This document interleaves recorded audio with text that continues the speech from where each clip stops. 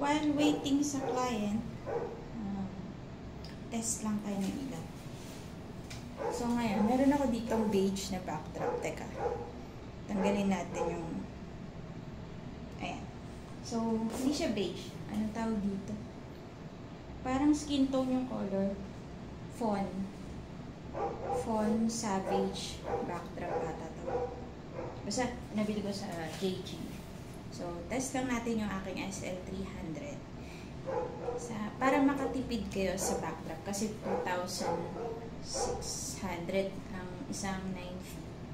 So, para makatipid kayo, I highly suggest. Mapapagastos ka nga sa ilaw, pero I highly suggest na bumili ka ng RGB light, tapos tapat mo sa backdrop. Taga, ayan. So, nakikita na.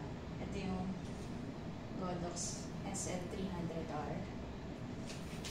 So, now, para maiba yung color ng backdrop, punta tayo sa, kakonect siya sa phone ko. So, pwede siyang baguhin yung colors like this. Yan. So, gusto ko ng orange na backdrop. Gusto ko ng medyo red. Yan. Yan. Gusto natin ng blue. Pwede naman natin palitan ng blue. Yan. So, ayan, tipid siya sa backdrop. This is an RGB light. SL300. 300 watts. RGB. SL300R. Godox SL300R. Ayan, pwede din green. Gusto mo ng purple. Pwede din. Pwede ka ng purple. May purple ata ito. Ayan. Yan. Medyo purple. Tapat mo lang siya sa backdrop. Pink. May pink din. Tapos medyo ilayo mo lang yung subject. Lumapit lang ako sa backdrop para makita yung mismo ilaw. Kung paano nagbabago ng color. Yan. Ganun. Diba? Tipid. So, Godox, baka naman. Yan, tipid, oh. Meron din dito color picker. So, kung gusto mo tapat mo siya dito, yan, capture. May kita din dito yan eh. So, ayan siya. Meron siyang color picker. So, tatapat nyo lang sa gusto nyo itapat. Halimbawa, brown. And capture. So, dapat maano siya. Hindi ko alam bakit hindi nagana. Ayan. So, color brown siya. Ayan. Magbabago siya. Meron ding ayan. Nakakontrol siya dito eh. Gusto mo party-party. Ayan. Pwede din. Flashlight. Lightning. Ayan. So, medyo ano. Cloudy. Ayan. So, medyo sunlight ang effect niya. So, i-dim, etc. Broken bulb. Ito yung nag-flicker yung bulb. Ito yung TV.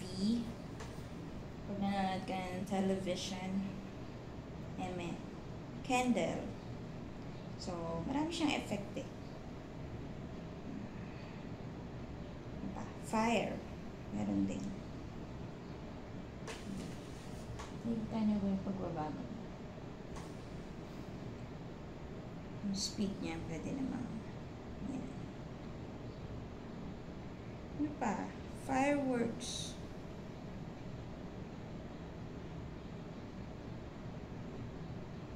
Okay. Explosion. Parang nuclear bomb ata to. Nababago din yung speed niya yun. Oh, diba? Pero, favorite ko dito yung color filter lang. Para pili na lang ako ng kulay. Pa ba? May RGB din dito. HSI. Pwede din, mamili ka lang ng Kelvin color and 5,600. Ito. Kita mo yung natural color na backdrop. Gusto mo ng medyo madilaw, 3,200 Kelvin, 4,300, 6,500, 7,500 naman ito. Yan, medyo bluish na siya. So, pwedeng paputiin mo yung backdrop. Pwede din. Hindi ko sure kung nakikita niya, ha? Pero favorite ko talaga yung color filter lang. Usually, gusto ko lang, gusto ko yan. So, gawin ko siyang beige, pwede din. Kulay brown. Try natin. Brown, para maging beige siya. Diba, ang tipid-tipid sa backdrop. Ayan. Medyo beige na siya. Takpan mo na lang tong part na to. Ayan, ganyan lang. Ay lang, gusto ko lang siyang iyabang. Charot! Hindi, gusto ko lang ipakita sa inyo kung paano kayo makakatipid na hindi bili ka ng backdrop. I hope nakatulong. Bye!